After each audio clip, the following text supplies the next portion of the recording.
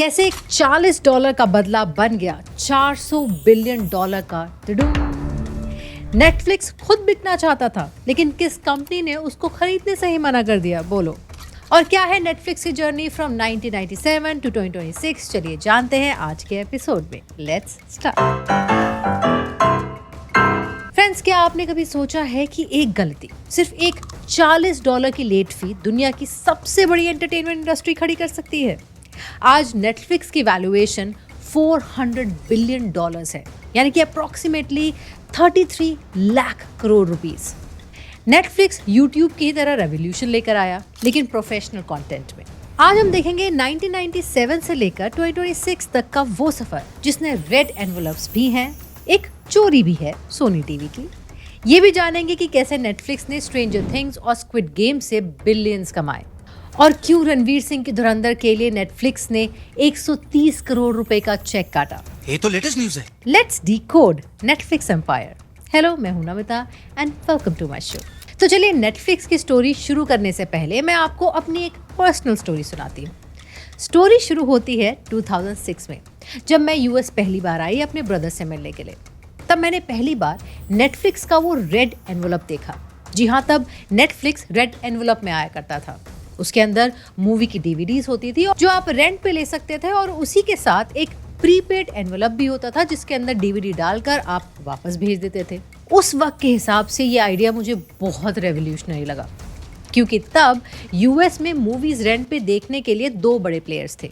Blockbuster, जहां दुकान पे जाना पड़ता था मूवीज को रेंट करने के लिए, और रेडबॉक्स, जो एक कियोस्क मशीन है जो ज्यादातर ग्रोसरी स्टोर के बाहर होती है। जी हाँ, आज भी होती है। हमने भी कई बार रेड बॉक्स से मूवीज रेंट की है, और फिर देखने के बाद आप वो डीवीडीज रेड बॉक्स के अंदर ही डाल देते हो।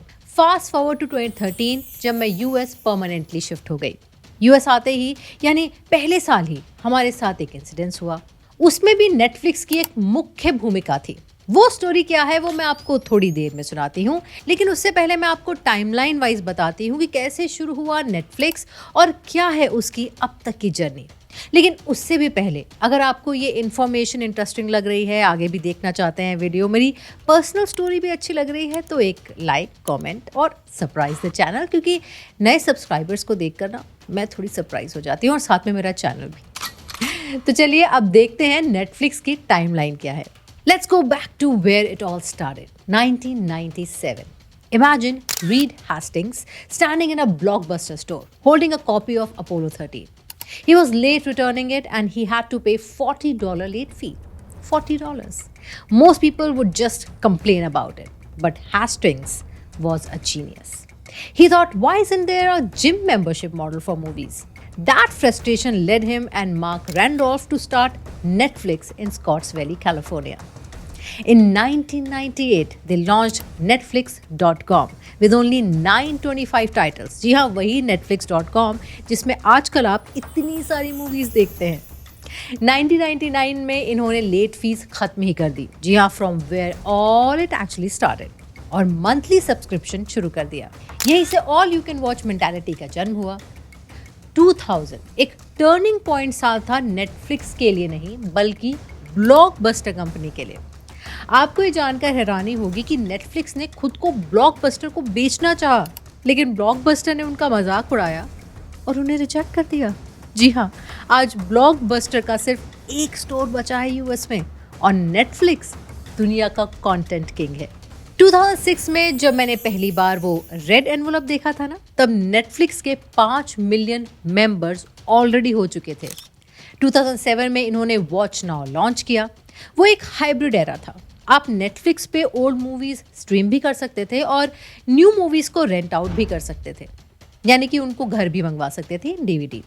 सिर्फ 1000 टाइटल स्ट्रीम होते थे तब, लेकिन दुनिया बदलना शुरू हो चुकी थी। 2010 में नेटफ्लिक्स ने इंटरनेशनल एक्सपेंशन की और पहली बार कनाडा में एक्सपैंड किया।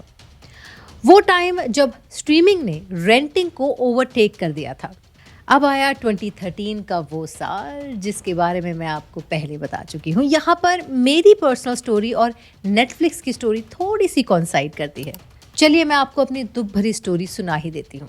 मैं 2013 में यूएस परमानेंटली शिफ्ट हुई और हमने एक हाई एंड सोनी का स्मार्ट टीवी लिया। और उस टीवी की पता है क्या खास बात थी? उसके रिमोट में नेटफ्लिक्स का बटन था।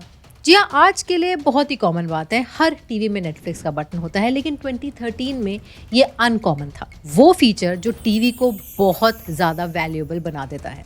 हमारा वो टीवी किसी ज्वेलरी से कम नहीं था, क्योंकि उस साल हमारे घर में चोरी हो गई और वो टीवी भी साथ में चला गया। लेकिन तू कर भी क्या सकता है यार। स्मार्ट टीवी चोरी हो गया, लेकिन उसके बाद हम स्मार्ट हो गए। उसके बाद हमने ऐसा टीवी लिया जिसके रिमोट में नेटफ्लिक्स का बटन नहीं था। नहीं, झूठ बोल रहा है। No no no no, I am telling you. और यही वो साल भी था जब नेटफ्लिक्स की famous series House of Cards भी प्रीमियर हुई थी। अब आप सोच रहे होंगे कि बाकी सब तो ठीक है, वो चोरी वाली स्टोरी का क्या हुआ, उसके बारे में थोड़ा इलैबोरेशन। अनफॉर्चुनेटली ये वीडियो उसके बारे में नहीं है, वो एक लंबी कहानी है, उसके लिए एक अलग वीडियो बनाना पड़ेगा। अगर आप चाहते हैं कि मैं वो चोरी वाली स्टोरी आपको बताऊं तो कमेंट सेक्शन में बताइए, उसके लिए मैं एक डिफरेंट वीडियो बनाऊंगी। चलिए let's get back to Netflix. 2016 में नेटफ्लिक्स का ग्लोबल एक्सप्लोजन हुआ। एक ही दिन में 130 कंट्रीज में लॉन्च हुआ, इंक्लूडिंग इंडिया। और इसी साल आई स्ट्रेंजर थिंग्स। 2023 हुआ सबसे इंपॉर्टेंट साल, जब पोस्ट हुआ नेटफ्लिक्स का द फाइनल एनवलप। नेटफ्लिक्स ने अपनी फिजिकल डीवीडी सर्विस 25 साल बाद ऑफिशियली बंद कर दी।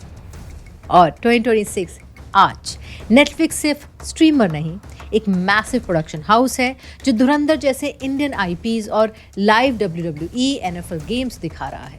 नेटफ्लिक्स ने प्रूव किया है कि कंटेंट प्रोफेशनल हो तो पूरी दुनिया देखती है। आपको ये जानकर हैरानी होगी कि नेटफ्लिक्स की ऑल टाइम हिट सीरीज और मूवीज एक कंट्री से नहीं है। In terms of revenues and viewership, ये है नेटफ्लिक्स के top 5 all time hits. Number 1, squid game. जी हाँ, ये एक कोरियन प्रोडक्शन है। The undisputed king, 1.6 billion hours watched. इसने रातों रात ट्रिलियंस की ब्रांड वैल्यू जनरेट की। स्ट्रेंजर थिंग्स, ये यूएसए की प्रोडक्शन है, हाईएस्ट ग्रोसिंग इंग्लिश सीरीज। इसका total economic impact billions of dollars में है। मनी हाइस्ट, ये तो आप सब जानते ही हैं, ये एक स्पेन की प्रोडक्शन है, ग्लोबल सेंसेशन जिसने दिखा दिया कि नॉन इंग्लिश शोज भी रूल कर सकते हैं। अब बारी आती है यूके के प्रोडक्शन की, Bridgerton, a massive hit in the romance genre.